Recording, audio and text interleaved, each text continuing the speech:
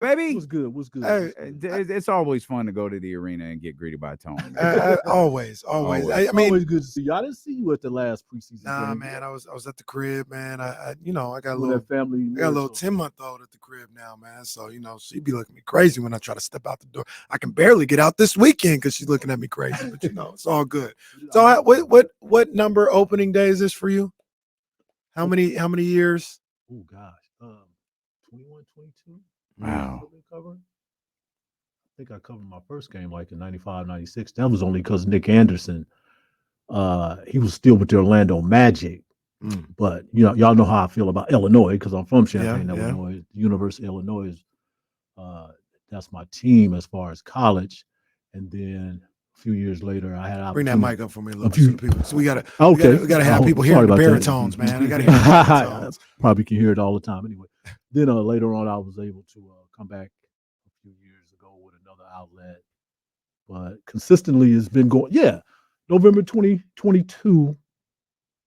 I'm sorry, November 2002. Wow. And I've been at it ever since. Man. And Damon, those years we was covering WNBA. Mm-hmm. I did that from 2003 to 2009. Yeah. Yeah, it checks out. Yeah, I'm a long tooth. I was, with Brandon Nunes and Frankie C over at the other radio station.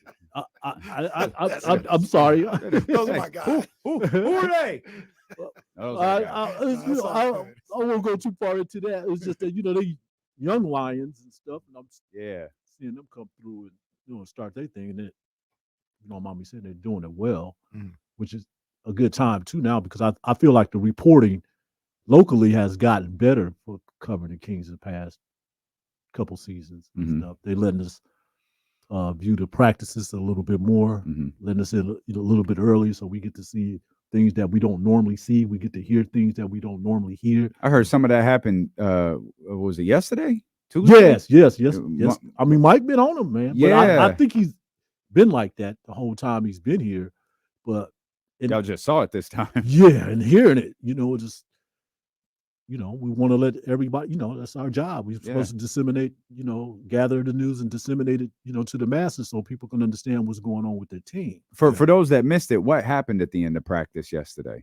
I just heard a lot of verbal stuff. And the verbal stuff is coming from him and it's coming from other players. I'm not going to go into those, details because in the past couple of weeks I've been seeing some things. I posted a couple things, what's going on, but. Okay, so they were 1-4 during preseason. These cats, man, they're really working their tail off. They mean business. So I really, I don't put any weight on preseason, but they won 4 games last year. Then they started the season 0-4. That's right. So you don't want to buy into those type of things, but just the things that I'm seeing, I'm hearing. They all talk the same. They all speak in the same language. I think that's encouraging. Yeah, the fans. They should know that. And I told, Shannon Malone, who's she's now vice president of media relations for the team, about, better ways to, get better reporting out of there and stuff. So, y'all got a guy out there, and James Ham, who comes in there and he comes in and I know he's probably feel the same way. It's just a little bit more expansive, a little more details of what's happening in there. But yeah, Damien, they chirping. But when you talk about that, when you talk about them chirping a little bit, this is the way I take it. It's like it's not pointing fingers or nothing like that. It's, hey, we got a job to do. Let's get where we're trying to get, and that's what I love about, hearing stuff like that. It's about getting on the same page. It's not being satisfied with some of the things that happened last year. It's being hungry for more. And that's the vibe I get. Is that kind of what you're hearing when you hear these guys get after it? 150%, Casey. That's exactly what's happening. They're all trying to be on the same page. And I think, from my perspective, my opinion, Mike is putting them in these uncomfortable positions where he can make sure that they're all together. Yesterday after practice, he's talking about, we don't want to be 24, 25, 26 in defense. Okay. I'm paying attention to all little details. Okay. There's accountabilities, up and down, on and off in every type of way. And he basically having no tolerance rule that he's going in the system as far as playing defense. So yes, all of them have to be on the same page, and it's not just coming from the coaching staff. It's the players that's playing on the floor. I like that. Yeah, that was quite a definitive statement from Mike yesterday. Talking about he was like, yeah, I don't want us to be 25th or 26th in the league. He said we're not going to be 24th or 25th in the league in defense this year, and that was as definitive of a statement as I've ever heard him make. There wasn't no if or if we do this, He said we are not doing this because that defense we played last year won't be tolerated.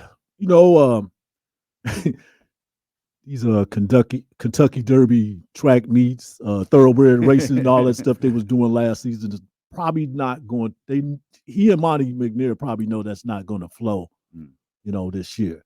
Okay, Mike was brought in here to shore up that defense, and this year he's really clamping down on that. I mean, you had the number one offense in the NBA last season. That's fine, that's great, and that's dandy, but what I was talking to Jesse about this, Jesse and Kyle. Your team is 23-18 at home and 25-13 on the road, if I'm not mistaken. You want to add a few more wins at home. You want to add a few more wins on the road, okay? In order to do that, you're going to have to play some defense, So the man was brought in here to shore up that defense, and this season, from day one, I mean, from media day, which was October 2nd, up until training day the next day, up until now through preseason, we're playing faster. We're playing with physicality. We're playing with force. That's all that's going to be preached here. And then we see these little things that's happening with Kevin Herter and all that. Yeah. These messages that's going out there. Mike ain't playing around. Okay, you either with us, you on the same page, or I'm going to have to sit you down. And if that don't work, there's going to be. I'm gonna have to discard you. It's gonna be a removal. I'll bring somebody else in to do that.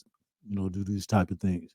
I know y'all was talking about injuries and stuff. Well, they're gonna start the season off with maybe a couple injuries. Yeah, with Trey.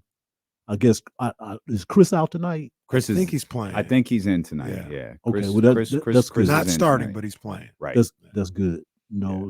If they can, navigate through that minefield, as far as the injuries and stuff. I truly think they'll have a promising season. So let me ask you this though, and this is what everybody talks about. Like they got to get better on the defensive end, and everybody's right when they say that they have to improve. But do you think they have the personnel to defend the way people want them to, the way Mike wants them to? I think that's where you're trying to get to. Where he can have the type of personnel to do these things. That question was posed to him yesterday. Did he feel like any of the players, from training camp has gotten better in that area? I don't know if he feels too comfortable with that right now. He probably won't until the game start to know what type of personnel that he has. I know, which we always have seen, De'Aaron, that he done bumped it up a little bit on the defensive end. I don't like to say I asked, but the question was fielded to him, how he felt about posting up other players and defending in the post. And I think he's defending in the post a little bit better. We saw that little Kuminga thing that happened last week there. I haven't seen that in 6-7 years from De'Aaron Fox. I'm seeing he's doing it both ways, on the offensive end, and on the defensive end. So he's understanding more of the concept of playing defense. My thing is with them, if they can play team defense, Kenny, you played the game, if they can play team defense, that's where the improvement is going to start. Right. Because none of them really are defensive players. On this team, no more than Davion Mitchell. Right. And then now we'll be seeing with Chris Duarte, and things like that. But if they can play some type of concept team defense, which Mike is teaching them right now, I think they're going to be all right. What do you think about, I think it was yesterday, De'Aaron's remark about he wants to be one of the best two-way players in the game? I don't think that's a line we had heard from him before. No, that's the first time I heard that too, Damian. And that's what he wants to be. That's something that Mike is dragging out of him because we didn't see that, through the Yeager years. Definitely not, through the Walton years. I don't know why we got to talk about Walton that way. I mean, well, his tone, the way Tone just says it. I love Luke Walton. Man, I love Luke Walton, man. Luke, I do. Dang, man. Luke, we get no love in Sacramento, man. Dang, man. Luke that's my boy, man. Luke is fine, okay? I love Luke, but he just didn't have his own personnel staff, to work with to get where he probably wanted to be. But I'm just being perfectly honest. No, you're right, though. Okay? You're right. We hadn't heard that before. Yeah. De'Aaron has bought into everything that Mike Brown said, and here he coming out talking about, oh, well, this young man can hit the next plateau. Like, what more else can he do? Okay, so yeah, if that's one of the goals, if you want to be one of the great elite players in this league, you better start talking like that, and you better start backing it up too. I don't think it's far-fetched for him to be one of the best two-way players. The man want to win. He want to win right here in Sacramento. So, yeah, let's just see what happens, when the season starts, if he can pull that off. I agree with the idea that Mike is behind a lot of that, and I say this all the time, and I'm going to say it till eternity. Doug Christie has said for years that De'Aaron Fox could be an incredible defender if there was the right coach there with them. And to hear, and you're closer than we are, to hear your assessment that it's Mike pulling this out of him, man, this might be the first time that De'Aaron has that coach that Doug has been talking about all these years on radio broadcasts, on television broadcasts, where it's like, nah, De'Aaron has the capability to be one of the league's great defenders. He has all the tools, in the toolbox, to pull these things off. He just needed that encouragement, He needs somebody to really inspire. Somebody had confidence in him to believe in him, to say, hey, yes, you can do these things. Mike has worked with the best. Yep. You know what I'm saying? So, and I'm talking about player-wise. Yeah. No matter if they were role players, they were superstars. So if anybody should know, he should know. And one thing that I'm learning too, like I'm telling you, we get to see a little bit more in these practices. Is this man can coach. He can teach. Yeah. Okay. Make you want to, put on one of them uniforms and go out there and play for him and stuff like that. So he's going to get the best from his players. He's going to send out messages. Kevin, I've been watching these game films and I'm looking at where these defenses are breaking down and where these opposing points coming from. You're going to have to pick it up. That's is it that bad? Is it really that bad with Herter? I know it's not good. Call out my I know it's not good, but what other way to say it, Dave? Yeah, I mean, I listened to Morgan and Deuce, and Morgan Reagan said something that was pretty interesting, and I'm following right behind the path. Okay, everybody that came to training camp done brought something that they didn't have last season. I'm talking about the returning players. What did Kevin bring? I'm not downing him or nothing like that. Were you in the workout room? I know you put up some shots. I know you do. That's your job. Okay, were you in the workout room? Were you looking at those defensive breakdowns? That is the most soothing ringtone in history. That's an alarm clock. Man, I'm like, oh man, it's a little bit jolly. Yes. But what did you bring to training camp? And she brought up Pacific Point. I'm not saying he didn't bring anything. No, it's a good. Okay, you look at everybody else. They just added a couple more pounds. They're talking a little bit about playing more defense. Domantas Sabonis yesterday after practice was putting up perimeter shots, 3-point shots. Okay, he wants to get better in those areas. So, Mike said the other day, I have a job to do. Okay, if you're gonna make me uncomfortable and I got to play somebody, somebody like a Kobe Jones, I'm gonna do that because my job is to win. Okay, so if I got to make uncomfortable and call you out, you didn't call him out, but you know what I'm talking about. Okay, but I'm gonna say this publicly so everybody, he's getting out in front of things, so we won't be surprised. Oh, why you did that and stuff. Replace it with Chris. He's just trying to make the team better. Okay, there's no gimmies on the team. There's only 2 people who got gimmies. And them 2 all-stars, and Domantas Sabonis and De'Aaron Fox. The rest of y'all got to get on board. Well, I mean, according to the rest of America, I mean, one of them shouldn't. I mean, Domas should be on his way out. He got exposed. He's terrible. What do you make of all this? all this rhetoric around Domantas Sabonis after the playoff series. Domantas Sabonis not going anywhere. You just maybe you just bring that up just so you have a talking point, but it's shouldn't even be a distraction. Are we missing something? Like, was he worse than we remember in the playoff? I don't think he was. Like, I thought he was maybe below his standards, but he was still all right. Like, but people acting like he had the worst playoff series in the history of the NBA. Sports journalism is about narrative stuff. So if they want to make it look like that, like it's the worst thing in the NBA, that's what they're going to do. Okay. It's just something to have a talking point. They have us talking about it. I think it's ridiculous. It's like they send out a newsletter. Yes. We're not on the email chain. We're not on that email chain. Yeah, they send out a newsletter with talking points about the Kings. Trash Domas, and they can't possibly be healthy for a second straight season. Well, Jamie, you said it when I was driving in, man. All this stuff changed when he was drafted. Excuse me, when he was traded from Indiana Pacers, to come here. Then boom, look where we are. Yeah. Okay. They got another coach. They got these other players. The number 4 pick in Keegan. Okay. On down the road. I mean, all these things that happen for a reason, and they happen because of Domantas Sabonis. I'm not trading him away. Yeah. GM. Okay. I don't care what you got on the table right now. Okay. We got in the playoff with this guy. Yeah. Okay. And we could go further. Okay. We're talking championships right. because of Domantas Sabonis and stuff. I'm pretty sure we had a couple seasons ago. And I'm pretty sure he makes De'Aaron happy.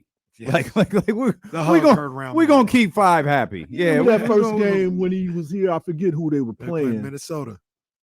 Yeah. And at the end of the game, what did De'Aaron do at the end of that game? Heard around the world. Come on now. Yeah. So he ain't going nowhere. This is basketball. Domantas Sabonis gets sold away or traded away or whatever you want to call it. That De'Aaron Fox gonna want out after that too. Yeah. Get me out of here too. You gonna do some crazy, these are the writers across. I feel the same way about you, Damien. Tom, we talked earlier. We got Antonio Harvey here, Sacramento media legend. I owe me sitting in the seat right now to my man because he was the first dude to be like, "Hey, man, if you want to do something, I can help you out along the way," and saw something in me to say, "No, I think you should stay with it, man." So this is my guy forever. You're on 2 radio stations at once. Both of y'all, man. Come on, man. I got utmost respect for both of y'all. That's not happening. And I will say that, Yeah. Y'all worked y'all tail off to get to where y'all. Yes, sir. Especially you, because this is about 20 years ago. So look at you. This is what I expected. And I'm not taking no credit for it. I don't do that. I don't take pats on the back. I just want you to pass it on. Yes, sir. That's it. Absolutely. Absolutely. But we talked about how you've been here for a long time watching these Kings play and a lot of opening nights. Is this the most excitement you've seen around the Kings team on an opening night since you've been covering for many years? Because I'm trying to think, because you talked about 02. They're probably excited in 03 and 04, but that's coming off of Weber's knee injury. So I don't know how confident we were, in this team moving forward. And then you got 05, 06 when it was just, things were, aside from maybe 03, this might be the most excited going into a season. It is. Now, aside from that, one of the things that stick out in my mind too, it had a lot to do with the Kings, but one of the most exciting things I've seen, this was at the old Arco Arena in North Thomas, when LeBron James played his first game ever in the NBA. He played it here in Sacramento. Can't wait till someone asks him about that on Sunday. It seems like he gets that question every time he comes to town. He's gotten that question 21 years, 42 times. Fortunately, I hasn't been one of the ones. Well, that's okay. You asked it, we asked it once. 10 years later, we don't have to ask LeBron that question. Someone will ask you that. But like I said, aside from that, this season, man, I mean, with me, because I told you, I'm covering a lot of news and politics. Sports journalism is probably about 40-50% of what I do, but I'm paying attention to you guys. I'm listening to you guys. I'm a little bit more engaged during the off season than I have been too. Leading up, I was like, I gotta follow everything that's going on with everybody's, what they're doing. with Matt, you guys, Deuce and Mo, to understand, what's leading up to this season. And I just can't wait to, tonight when things get started, because that's the anticipation that I have. So when you talk about that excitement, it really starts with me. It really starts with me because, as I said, the reporting around here locally has gotten a lot better. So it's easy to, listen in to everybody's perspective and analysis to understand what's going on and just build up that type of excitement. I'm ready to go. So Tone ready to suit up. Yeah. First game, at Golden One Center, this Friday. Yeah. Hey, let's go. Yeah. That's gonna be a movie.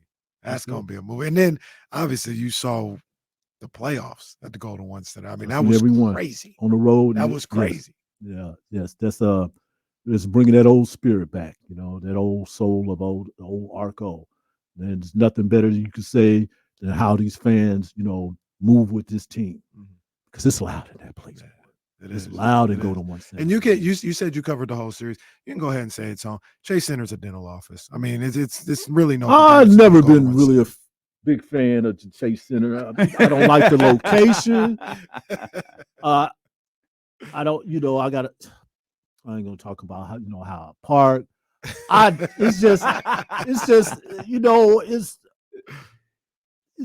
overhyped. Okay, it's not as loud as Golden One Center. I don't care. Chase Center, you don't have nothing on Golden One Center. You heard it here first.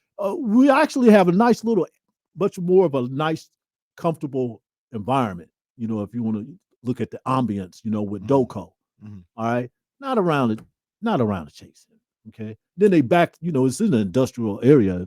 I think that's what they call it. Then they backed up, to the water and stuff. It doesn't really look over. Yeah. Well, you got to walk over. You got to walk over. We heard about that, for 12 minutes. It was a lot longer than 12 minutes. That was 12 game time minutes. No, I'm just not a fan of chasing. I have no problem, going there and visiting and stuff like that. But hey, Golden One Center, that's my home. That's my spot. It's the best. It's the best arena I've ever been to. You talk about it being invited. Like Golden One, you can't. If you go do something, you're gonna miss something. Golden One, you want to go up to the what we call it, the draft lounge? Yeah, draft lounge. It's spelled drought lounge. You go over to the draft lounge. Yeah, me in a chokehold. I don't know what. Go over to the NBC booth, see the crew. You could watch from the big entranceway. Like you don't miss anything. It's completely wide open for you. Yeah. I don't think Chase Center is so closed off. It's insane. And I don't think the Chase Center could do the dynamics that Golden One. I mean, you literally could do 3 or 4 concerts at Golden One at once. Okay, they can open up that hangar and they can have that little outdoor setting. Yeah. And, you got the indoor thing going on, and there's a couple other places that you practice facility over there. You probably do something with. Come on, this it's so state of the art, as it should be. I mean, it's been voted the #1 arena in the league, for quite some time, and it should be. But no, Chase Center. Go somewhere with that. Yeah, there's no wine cellars here at Golden One Center, though. Oh well, shoot. Wow. Again, and I don't want anybody to get. It's a nice arena. It's very nice. It's just not very nice. It ain't G1C. No, vibes ain't there. So, Tone, man, what you thinking for this team, man? Do you think they are the real deal, and they're going to have the same type of season they had last year and make the playoffs and all this other stuff, or is there merit to what some of the people are talking about, where there's going to be a pretty big regression with this team? How you feel about this team? I don't think there's going to be a regression. There's been some changes going on with that team, but I don't think there's going to be too many setbacks. Their focus is to play defense. They want to play a little bit faster, and I think they're going to accomplish all those things. They need to turn them into some wins. If the Kings fans can get, excuse me, the Kings fans can get anywhere between 45, 50 games this season. I'm pushing, closer to 50. We're in some good shape in a very competitive conference. All right, you see what the Suns did with Golden State last night, and I don't look at the Suns as being a pushover. I really do like their team. They got Grayson, Okogie. He had a nice little ball game. He We had a didn't really talk about good that ball earlier. game. Yeah, he was Yeah. good. Those people wasn't expected to, make an impact with this team. Yeah. Okay, Suns is going to be good. Golden State going to be in there, but I don't think they're going to be top 3 or 4. Yeah, We think about the Lakers. I like the Lakers too. I think they're really, really deep. Okay, once they can get those guys to knock down them threes, a little bit better. I think they're going to be okay. They did some interesting things during the offseason to shore up that second and third unit. So I think they're going to be all right. It's going to be an exciting time. Oklahoma City and all those teams. I don't know, what's going to happen with Portland, anything like that. But then we know, It'll with be the fun to Lakers watch and the Scoot. Clippers. Yeah, it is. It'll be fun to watch Scoot and Shaden. They got a lot of and talent, Utah. man. Yeah. Shaden gonna go crazy this year. That's my boy right there. It's going to be tough for them, but you can't rest on your laurels. This is a new season. You got to go out there if you really want it. If you want it that bad, you can get 45 to 50 games, and you can make the playoffs. The thing is, and Mike said this too, it's the deep runs. He's preparing them for those deep runs, and I think he's preparing them in the right way. We just have to see how they progress throughout the season. Tone, love you, Tone. Appreciate you coming both in and of y'all, hanging man. out with us, man. Yes, We sir. appreciate you. Yes, It's sir. our man Antonio Harvey. Make sure you follow him across the different social media platforms. He's in the Chatty House pretty regularly. We can't thank you enough for your